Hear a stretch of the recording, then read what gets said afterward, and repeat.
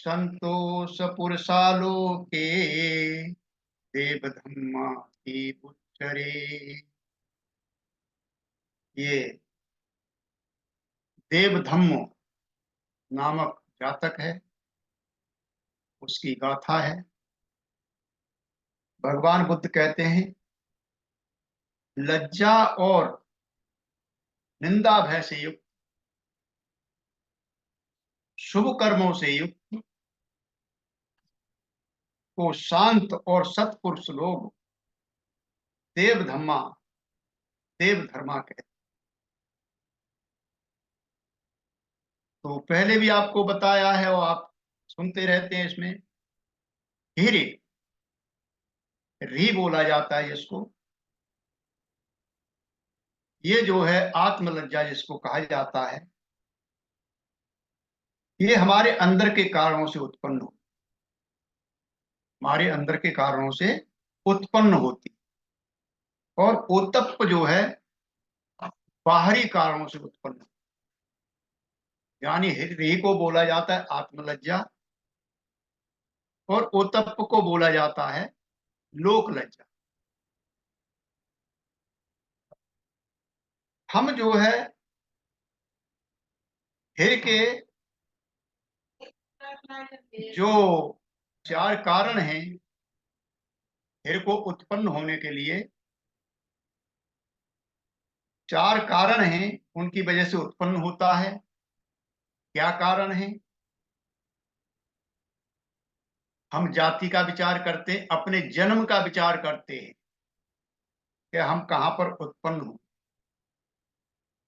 किस कुल के अंदर उत्पन्न हुए, इसका हमें ख्याल रहता है। उसकी वजह से हमारे अंदर री उत्पन्न हो। उसी प्रकार से आयु का विचार करके, बचपन में बालक को बाल बोला जाता है क्योंकि वहां पर गलती हो सकती है। लेकिन अगर हमारी उम्र जो है बढ़ गई है, अधिक हो गई है, तो हमें बड़े सोच समझ के आगे काम करना चाहिए। उसमें हमें लज्जा आती है कि अगर हमसे कोई गलत काम हो गया तो क्या होगा। इसलिए हमें जो है आय का विचार करके भी हिरी हमारे अंतर उत्पन्न होती।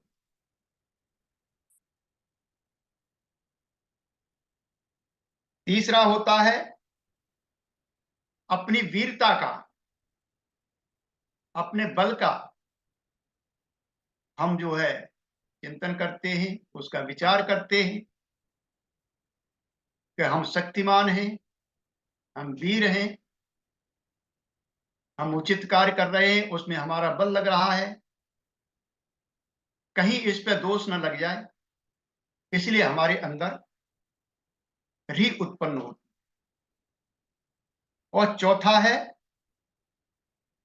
बहुश्रुतता, यानी पांडित्य के कारण, विद्वत्ता के कारण, कि कहीं कोई किसी तरह का हमारे अंदर आत्मलज्जा का कोई ऐसा न हो जाए, हम अपने को विद्वान समझते हैं, हम अपने को बुद्ध का अनुयायी समझते हैं, श्रावक समझते हैं, किसी प्रकार का हमारे ऊपर आरोप ना आ जाए, इस विचार करके हम जो है हमारे अंदर जो है री उत्पन्न होती है, रे उत्पन्न होती है, यानी आत्मलज्जा उत्पन्न होती।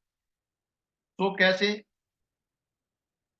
अगर हम प्राणी हिंसा करेंगे, या हम चोरी करेंगे, या हम व्यभिचार करेंगे, या कुछ और काम करेंगे, तो हमारे जो जाति भाई हैं, हमारे जैसे भाई हैं, वो हमारे बारे में क्या कहेंगे,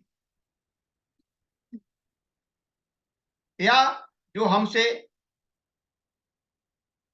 छोटे हैं, हमारे नीचे हैं, वो हमसे क्या कहेंगे। इसलिए इन पाप कर्मों का विचार करके हम जो है हमारे अंदर री उत्पन्न होती है, हमारे अंदर आत्मलज्जा उत्पन्न होती है। लेकिन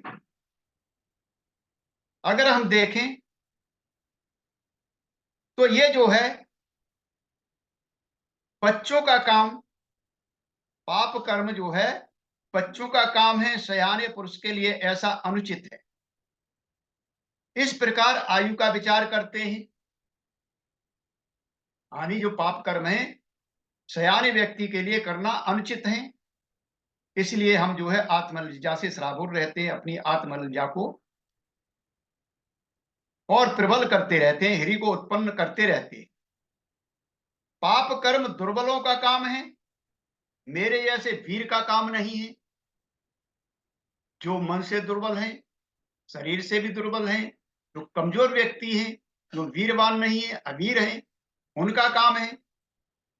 ऐसा भी हम सोचते हैं कि ये मेरा काम नहीं है, इसलिए हमारे अंदर ये जो है हिरी री जो उत्पन्न होती।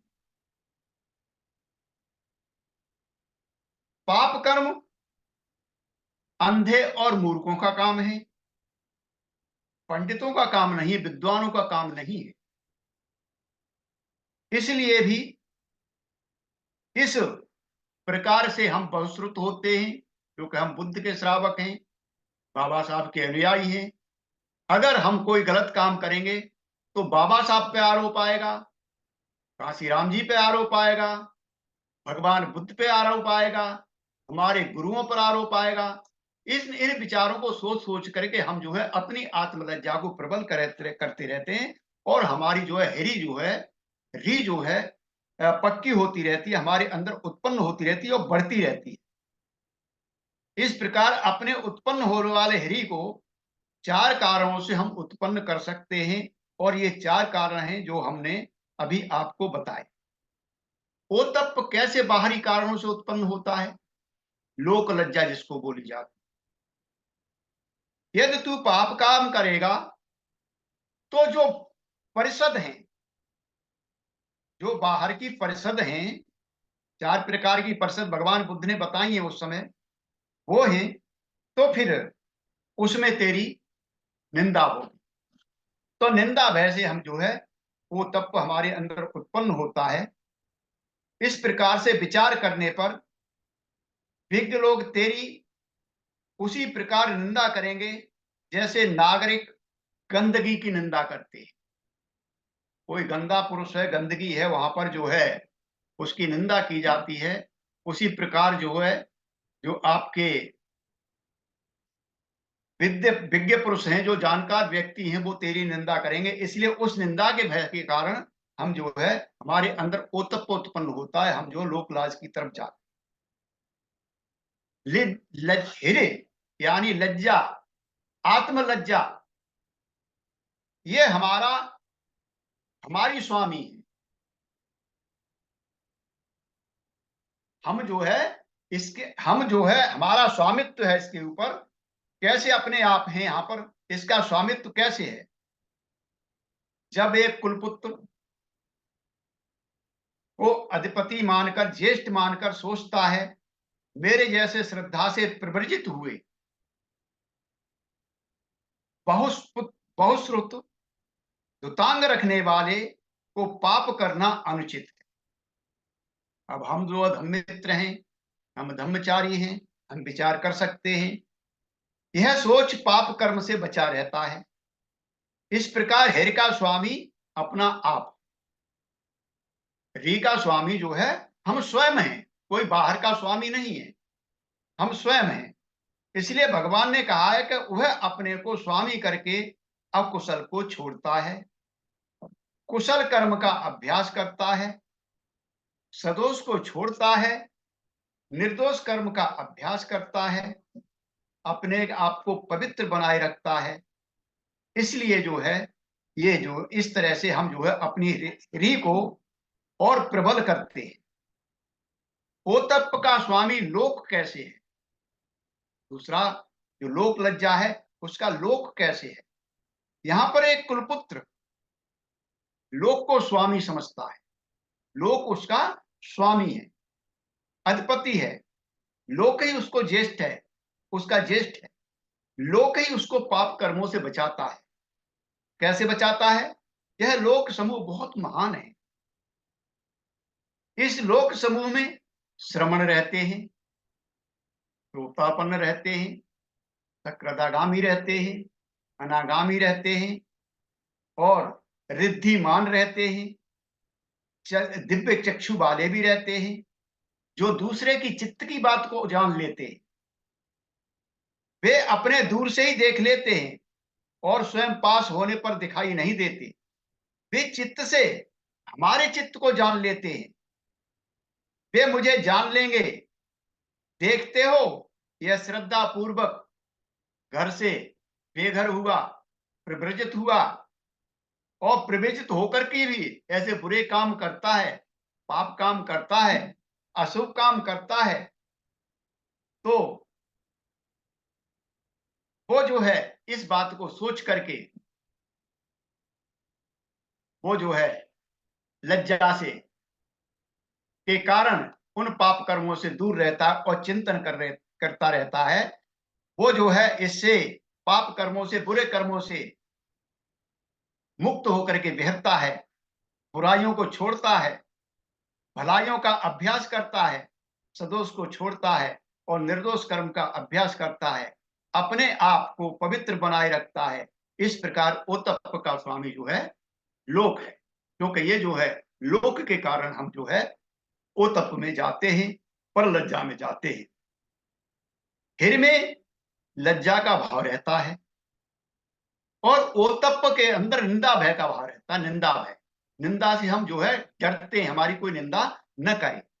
सो यहां लज्जा का अर्थ है लज्जा का आकार प्रकार। इस भाव से जो युक्त है उसे हिरी कहते हैं, री कहते हैं। भय का अर्थ है जो चला आ रहा है अब तक, नरक का भय, हाँ, नरक लोक का वासी, इस भाव से युक्त है यह ओतप्प। ये दोनों हिरी और ओतप्प ही पाप के त्याग के कारण है।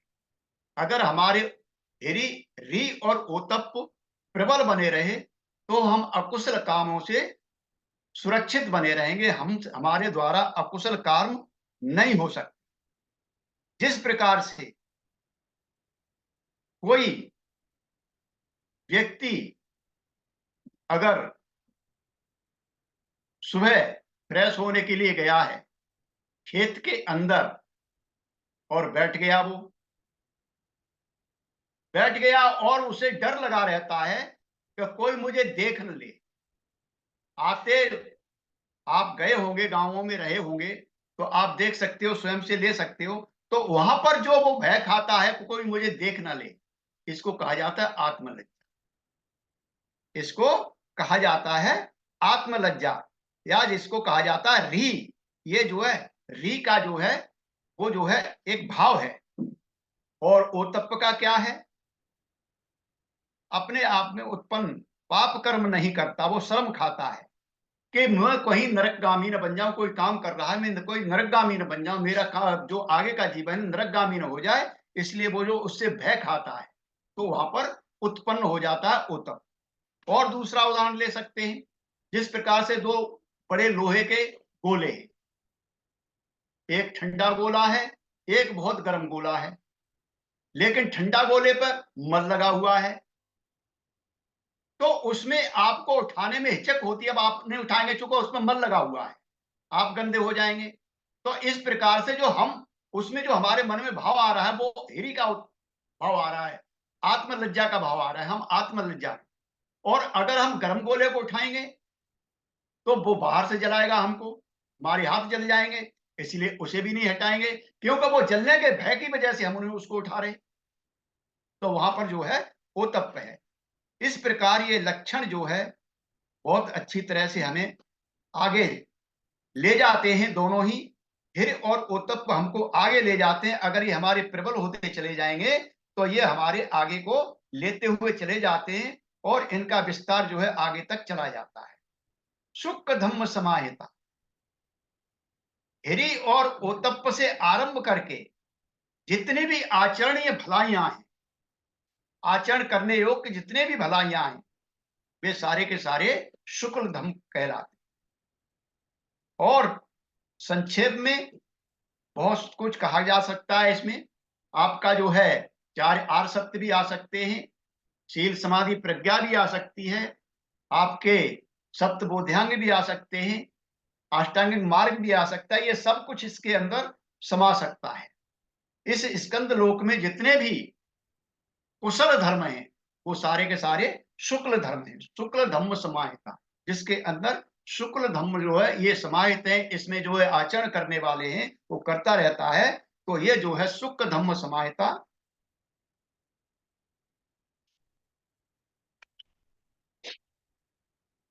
संतो सपुरुषालोके देव धम्माति उच्चरे। तो संत का मतलब क्या है? जिसके पूरी तरह से जो शांत हो चुका है, जो अपनी वाणी से शांत है, जो अपने शरीर से शांत है, और वो जो है अपने मन से भी शांत है। तो इस प्रकार से पूरी तरह से शांत हो चुका है, वो जो है संत है। और वही जो है सतपुरुष कहलाता है, सतपुरुष कहलाता है। तो वो जो है जब इस प्रकार का, इस प्रकार के लोकों में रहेगा,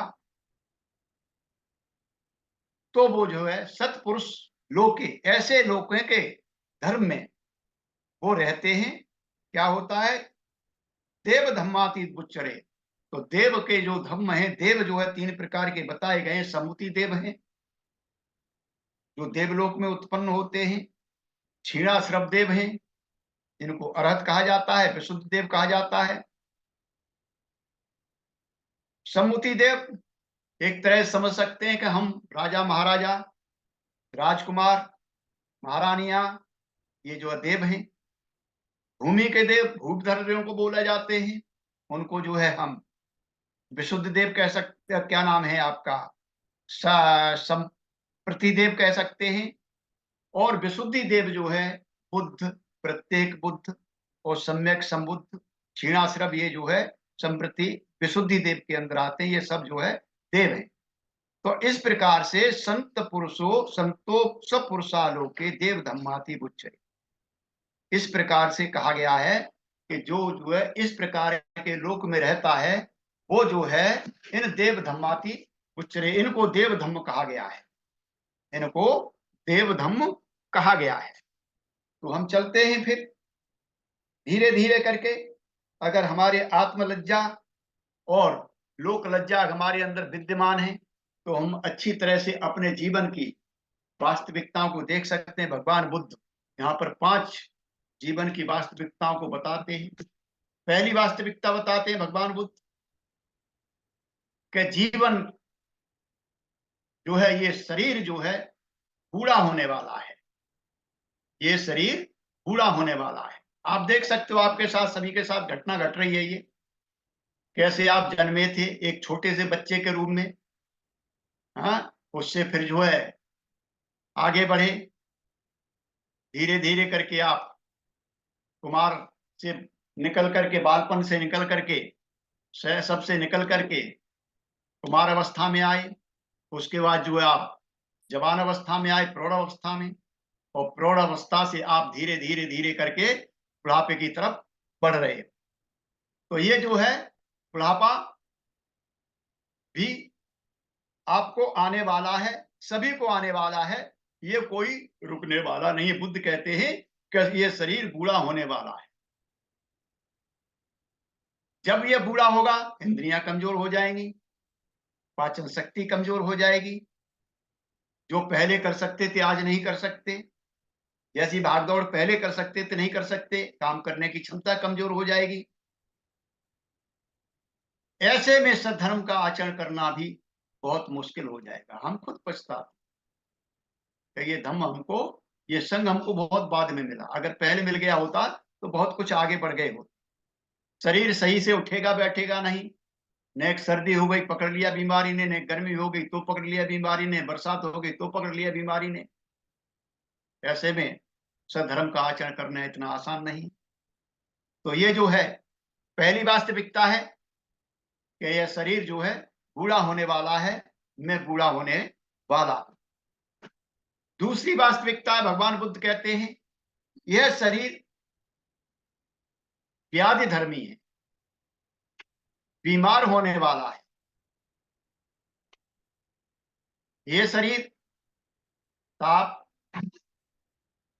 सर्दी बरसात से प्रभावित होता है,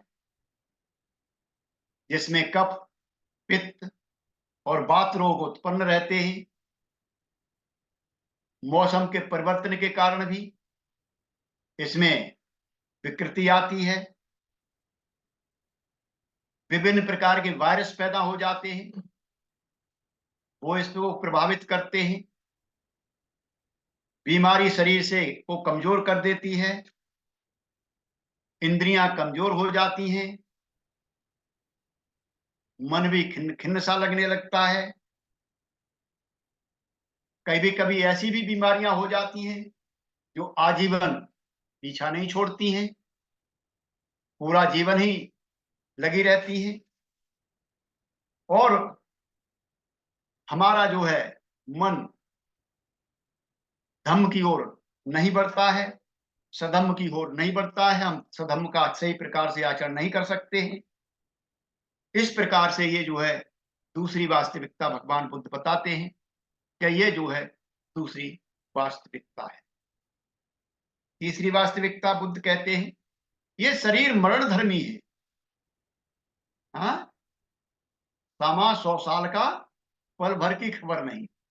कोई नहीं कह सकता है कि आज हम हैं, एक पल के बाद हम रहेंगे नहीं रहेंगे। लेकिन फिर भी हम जो है अज्ञान के वशीभूत होकर के पता नहीं क्या क्या करते रहते। बुद्ध कहते हैं ये शरीर मरण धर्मी है, मरने वाला है।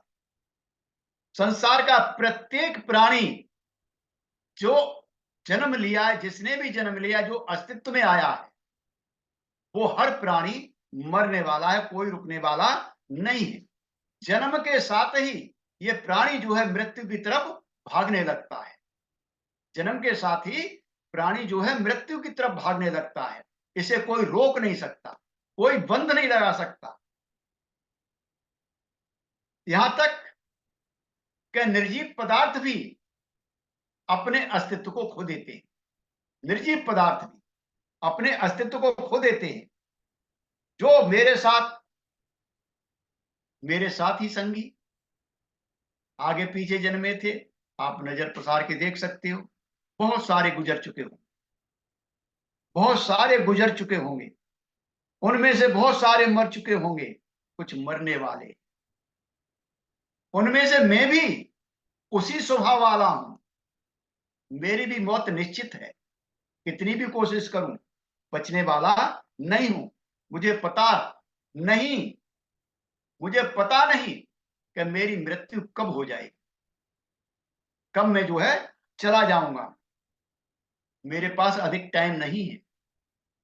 इसलिए इस बात को सोच करके कि मेरे पास का टाइम का पता नहीं है, कल आएगा नहीं आएगा, इसलिए आज ही मैं सद्धर्म का आचरण करने का और ध्यान करने का आश्वासन दूं, ताकि मेरी मृत्यु और जन्म के इस दुष्कर्म से मैं जो है निजात पा सकूं, इस दुष्कर चक्र से निकल सकूं। पता नहीं कितने बार मैंने जन्म लिया और कितने बार मैं मरा, लेकिन सही रास्ता ना मिलने के कारण मैं अनंत काल से इस दुष्चक्र में पड़ा रहा, इस भव चक्र के अंदर पड़ा रहा। ये बुद्ध की तीसरी वास्तविकता है, इस जीवन की तीसरी वास्तविकता है। चौथी वास्तविकता बुद्ध कहते हैं अपने प्रियजनों से बिछड़ना अवश्यंभावी। हम कितना भी प्रियजनों के साथ रह लें, लेकिन हमारे प्रियजनों से हमें बिछड़ना है। कितनी भी कोशिश करें, इसे हम जो है रोक नहीं सकते। सोच सकते हो, माता पिता के साथ थे, आज बहुत किसी के माता पिता नहीं रहे होंगे। माता पिता से बिछड़ना है, भाई बहन से बिछड़ना है, स्त्री पुत्र से बिछड़ना है, पुत्र पुत्री से बिछड़ना है, बहन भाई से बिछड़ना है, सभी रिश्तेदारों से बिछड़ना है। वियोग होना ही है, इसे कोई रोक नहीं सकता। या तो वो मुझे छोड़ के चले जाएंगे, या मैं उनको छोड़ के चला जाऊंगा। और जन्मों से ऐसा इस वियोग का हम दुख सहते आए। इस दुख का हमने जो है, इस वियोग का हमने दुख सहा है। सही मार्ग ना मिलने के कारण बार बार इस मिलन और बिछड़ने के दुख कूप के अंदर हम गिरे हैं। अगर आज हमारे सामने भगवान बुद्ध का मार्ग है तो हमें उस मार्ग को अपनाना चाहिए और ध्यान साधना करके अपने को इस दुख कूप से, दुख के कुएं से अपने को आजाद करना चाहिए, ऐसा बुद्ध कहते हैं। ये जो है भगवान बुद्ध की चौथी वास्तविकता है। और पांचवी वास्तविकता है, बुद्ध कहते हैं मेरा कर्म ही मेरा मालिक है। मेरा कर्म ही मेरा मालिक है। कैसे है कि जो अतीत में मैं करके आ रहा हूं उसको आज मैं जो है भोग रहा हूं, उसका मैं जो है आज आनंद ले रहा हूं। अगर मैंने अच्छा कर्म किया होगा तो आज आनंद लूंगा, अगर मैंने बुरा कर्म किया होगा तो आज मैं दुखी हूं। चिंतन है, मेरा कर्म ही मेरा वारिस है। मेरा कर्म ही मेरा वारिस है। जो आज मैं कर्म कर रहा हूं ये मुझे भविष्य में इसका फल मिलने वाला है। आने वाले समय में मुझे इसका फल मिलने वाला है। अच्छा करूंगा तो मुझे अच्छा फल मिलेगा और बुरा करूंगा तो मुझे बुरा कर्म मिलेगा, बुरा फल मिलेगा। और ये कर्म ही मेरा गर्व है। कर्म ही मेरा गर्व है जिसके कारण मेरा ये जन्म हुआ है, जिसके कारण मैं जो है इस भव चक्र के अंदर फंस रहा हूं। बार बार मैं मर रहा हूं, बार बार मैं जीवित हो रहा हूं, फिर भी मैं जो है उस चक्र से, उस भव चक्र से मैं नहीं निकल पा रहा। तो आज यह ये जो है जन्म जन्मों से लगा हुआ है, इसको तोड़ने के लिए आज मेरे पास बुद्ध का धम्म मेरे सामने है, बाबा साहब का रास्ता मेरे सामने है। अगर आज भी मैंने बाबा साहब का रास्ता नहीं पकड़ा, अगर बाबा साहब की बात नहीं मानी मैंने और बुद्ध का रास्ता नहीं पकड़ा तो फिर मैं जाए पता नहीं मेरा क्या होगा, आगे का समय कैसा कटेगा, मेरा कुछ नहीं कर सकता। ये मेरी पांचवी वास्तविकता है। तो ये जो है हमारे जीवन की पांच वास्तविकता थी जो मैंने आपको बताई। आपने बड़े धैर्य से, बड़े लगन से इन वास्तविकताओं को सुना, मेरे वक्तव्य को सुन लिया। आज तो मैं आपको सभी को साधुवाद देता हूँ, साथ ही साथ सभी को नमन करता हूँ। जय भीम, नमो बुद्ध।